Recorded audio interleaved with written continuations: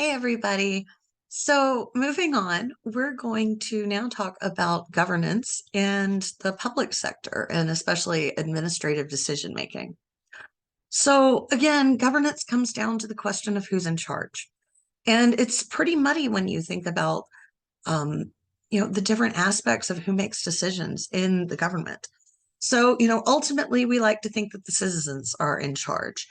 There's, a common misconception that we're, a democracy. But, the United States is not a true democracy because we don't vote and, make decisions as a broad society on every little thing. We're a democratic republic, which means that we elect people to who we assume are going to serve our interests. We also, some of those elected officials also appoint other officials. And then we've got an entire civil service full of executive branch employees. Um, so those are all people who are involved in making decisions. And then add in the influence of a president or a governor at the local level, maybe a mayor, maybe a city manager, city councils, legislators. Um, and then you've also got the courts. I mean, that's a whole lot of different people who are somehow in charge of the government, and they all have to work together and in conjunction and sometimes against one another. So let's move on to some of these theories about how decisions actually get made.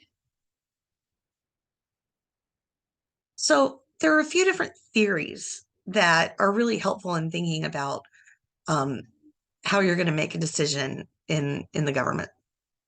Um, the classic one is this rational model.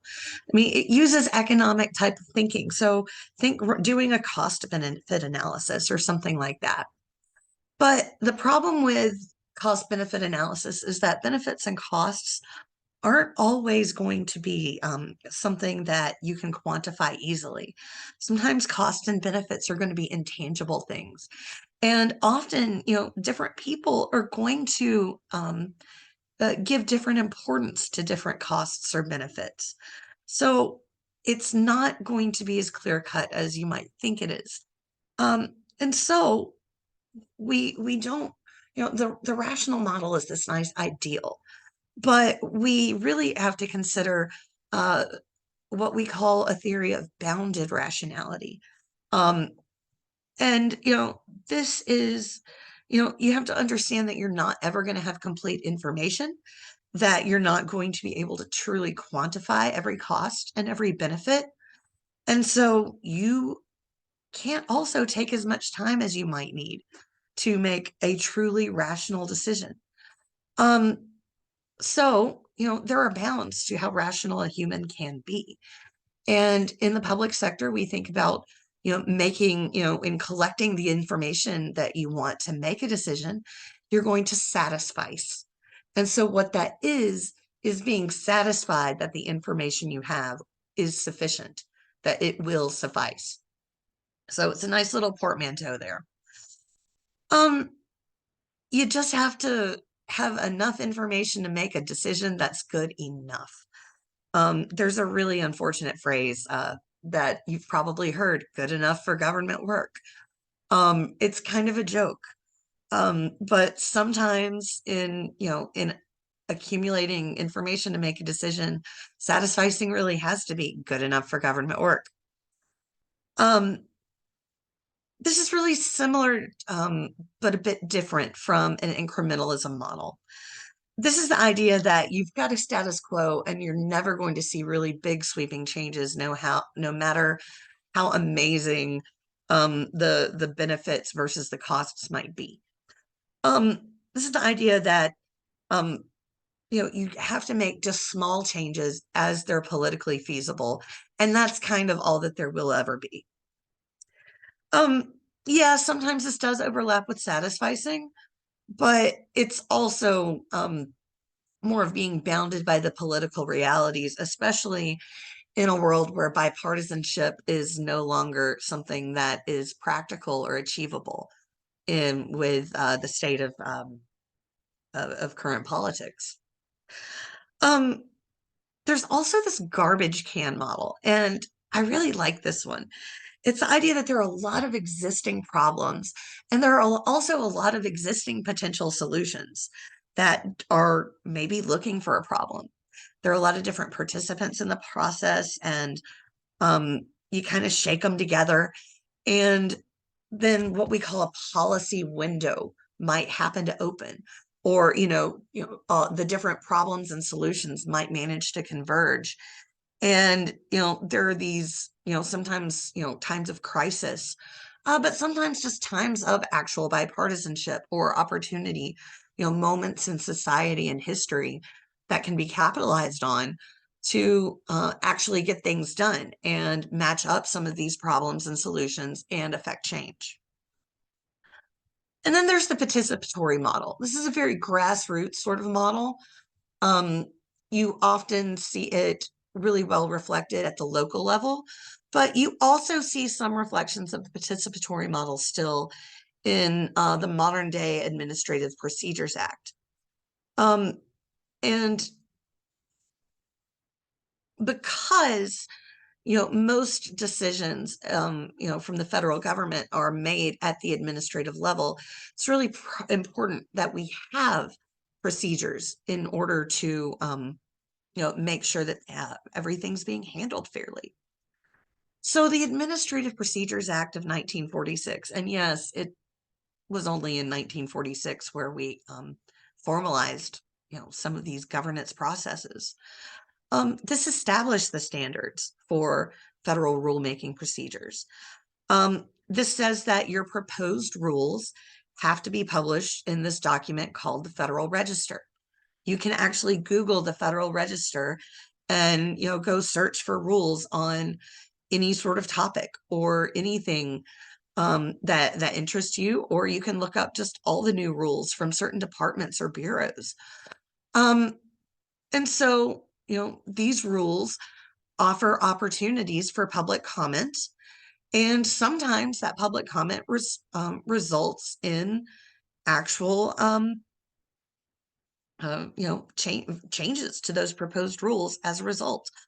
And most rules, even when a final rule is issued, don't go into effect for at least 30 days. These are all the provisions that were established under this act. And the APA allows for some different types of rulemaking. Remember, these rules do have the force of law, so they want to make sure that there are different opportunities, different methods to come about with a final rule. The most commonly used one, though, is an informal notice and comment approach.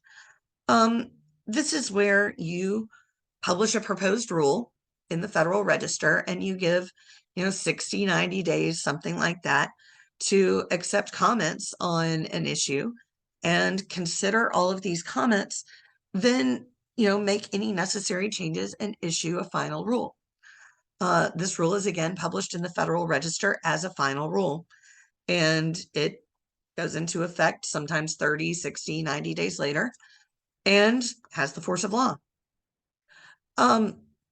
In terms of the formal rules, this is a rulemaking approach that doesn't often get used because it uses a trial-like procedure. It's presided over by an administrative law judge. Judges don't only exist in the criminal and civil systems. There's an entire separate world of administrative law judges that both preside over formal rulemaking as well as adjudicate various issues. You may have heard of, the judge that you go before to have your disability benefits considered, or immigration judges. Those are administrative judges. At any rate, these, it's almost like an adversarial court type process where evidence is presented and presided over and decisions are made by that administrative law judge. You can see how this could be pretty complicated and time consuming. It can also be very expensive, both for governments and for any interested parties. So it's not used that often. There are, though, sometimes hybrid approaches to this. This is where you've got a mostly informal process, but there's also extra requirements such as testimony or such as town hall forums or other approaches other than just the notice and comment section. Now, the testimony approach hasn't really been used since the 1970s, but I've personally participated in some of those town hall, public meeting, public forum type approaches back in 2009 with some of the American Recovery and Reinvestment Act and the broadband stimulus packages in determining eligibility and the different rules that would be considered for grant programs. There's also an approach called direct final. And this is where, again, it's not used often because it has to be something just so mundane that nobody cares about it. And in the reality of the world, someone's going to care about everything. But a direct final approach is basically where you issue a rule. And if anybody objects at all, it goes right back to that informal process. You can see why it's not used that often. Then there's negotiated rulemaking. Again, it's one that you don't often see, but this is where you build a committee of some sort to develop rules through a process of consensus building, so that there is agreement from all the major parties involved, and then a final rule is issued eventually. Pretty much anyone can participate in public decision making. But the most influence is going to be coming from lobbying and, really well-connected organizations that have money to hire lobbyists. And it produces some real big problems. Sometimes you will see well-connected grassroots organizations, but most oftentimes you're going to see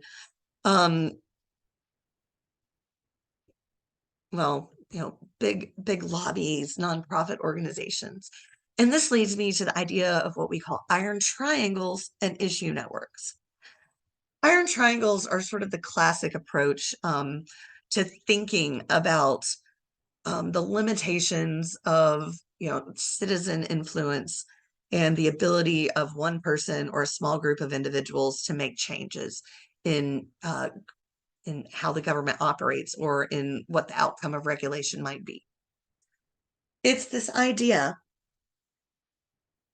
that large, powerful interest groups who both fund, who make large donations to congressional campaigns and things like that, also have strong relationships with the bureaucracy and therefore are getting some sort of special treatment, low regulation, things like that.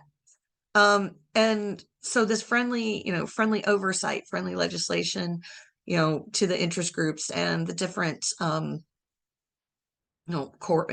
corporate entities and sponsors that they may represent, or nonprofits organizations, especially large special interest groups or political committees, that all of these have so much power that your everyday guy is standing on the outside of that triangle screaming, "What about me? Let me in."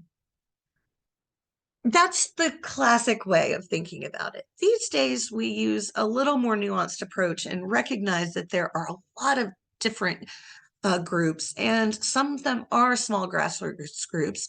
Some of them are large interest groups that have a lot of power, but also, state and local agencies, nonprofit organizations that simply just want to write a letter to elected representatives or, file a comment in the rulemaking world.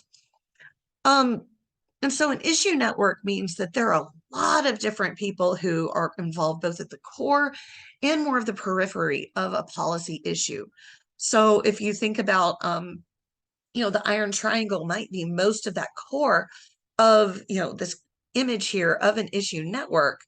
But there might also be, depending on the issue, some might be a little closer than others.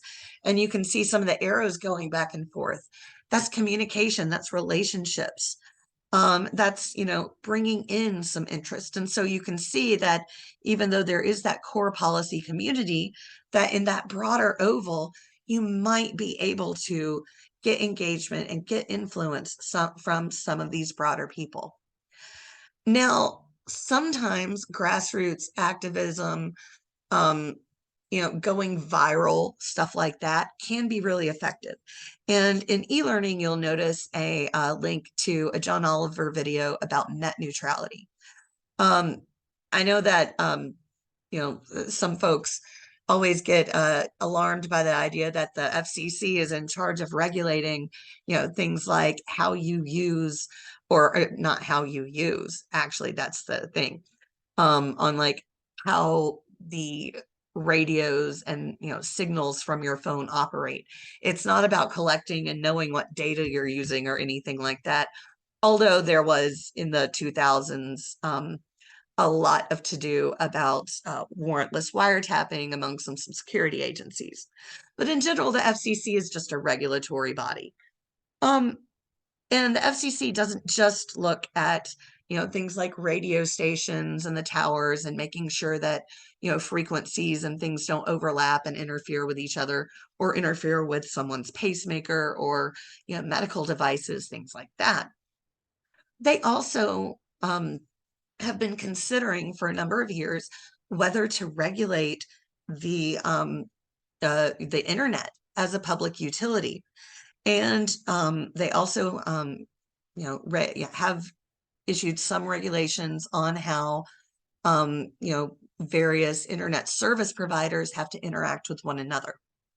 So I will let you watch the John Oliver video because it does it so much better than I could ever do in explaining the complexities of the issue. But I will say that in this one case, the people won, and it won in actually, a very amusing way. There are a few follow-up videos that are also available on YouTube, but definitely go ahead and watch the first one just to understand some of the frustration that the everyday folks have and why this issue of an iron triangle still seems to be reinforced in popular culture, even though really the reality is that issue networks exist. It's just, yeah, some of the stereotypes of the iron triangles persist for a reason. So, one other thing I want to talk about is that yes, nonprofits can get involved in administrative decision making and in influencing legislation in Congress. Um, so they do have a part to play in all of this. But there are limitations depending on the type of activity and the type of nonprofit. One really important thing to notice is that advocacy is different from lobbying. Easiest way to remember, lobbying involves legislation and trying to influence legislation. They both start with an L. Advocacy is more of educational activities. And I'll get back to that in a minute. But the legislative activities, the lobbying,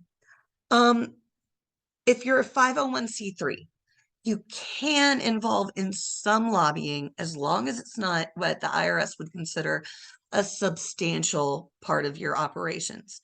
Usually that's going to be about 20% of your expenditures in a given year on a given topic. They use what's called a facts and circumstances test. So again, it all depends. But as long as you're not doing a lot. But business leagues and 501c4, those social welfare organizations, they don't have those same restrictions on legislative activities, but at least in terms of expenditures. But there are limitations on donations to business leagues and how much of that might be tax deductible. And there is no tax deductibility generally for 501c4s. What that means is that people who are less concerned about tax avoidance are going to be more willing to put their money into the business leagues or the C4 social welfare organizations. And that's also why, as I've previously mentioned, there is going to be often you'll see 501(c)(3)s and a separate wing that's a 501(c)(4). They're separate organizations on paper, but they are highly coordinated activities. In terms of political activities, and this by political activities, I'm talking about elections. This is different from lobbying, but there's a pretty firm limitation on what charities and social welfare organizations, so your C3s and your C4s, as well as churches, are able to do. Churches, remember, are frequently considered to be 501(c)(3)s, although they don't actually have to file for 501(c)(3) status to reap the benefits of that. They are not supposed to endorse a party or particular candidate, even in nonpartisan elections. They are allowed to do things like hold candidate forums, like issue statements about here are our positions and the things that we value and that we think are important, and here are our ratings or our scorecards of various candidates. That's one thing, but outright endorsing one is something very different. Churches do have a tendency to flout this during election years, but occasionally the IRS does get reports of this and they do investigate this. But business leagues, you know, uh, they again are able to act, a little bit more freely and have similar restrictions to that for lobbying. But then there are 527s. These are inherently political organizations, and as such, if they receive their tax exempt status under Section 527 of the tax code, then they can do what they want in terms of political activities. That's their explicit purpose for existing. But back to nonprofits and advocacy. Um, these are educational activities. Like I said, explain, various candidates' positions and how they align with your organization's priorities. Explain how legislation would be helpful or harmful to your constituent groups and your stakeholders. Encouraging people to call your congressman or, submit comment on this proposed rule. Those are all advocacy activities. As long as you're not saying vote for such and such or vote against this bill or, this proposed legislative change, that's permissible. Now, there are some dark sides to advocacy because you're starting to see, especially in in the last few years, and especially the last few presidential election cycles, things about Russian interference, bots, and things like that on the internet. Um, what we're beginning to see is false grassroots campaigns, things going viral that were engineered to go viral. And sometimes this is corporate funded. There was an example back in the day that there were a lot of supposedly grassroots rallies in support of the war in Iraq. And it turned out that they were actually sponsored by Clear Channel Communications, which is one of the largest media companies in the nation. You've seen it in a lot of other areas. You see the Russian bots that oh gosh, I'm forgetting exactly what it was, but if you think back to COVID, some of those liberate our state, anti-lockdown protests that did happen, but they were generated as a result of astroturfing and specifically designed in some cases by, corporate interest, in some cases by foreign agents, in some cases by people just wanting to wreak chaos on society. But using the various tools of social media and the way that society organizes today to generate some of that stuff. So just be aware that that's an issue and be critical of any sort of advocacy or those sorts of campaigns that you see. That, be a good consumer of information and think for yourself before you go retweet, or, well, people don't retweet anymore, whatever the cool kids are doing these days. So, but anyway, that's our lecture for this module. Looking forward to seeing what you guys have to say in your discussions. Have a good week.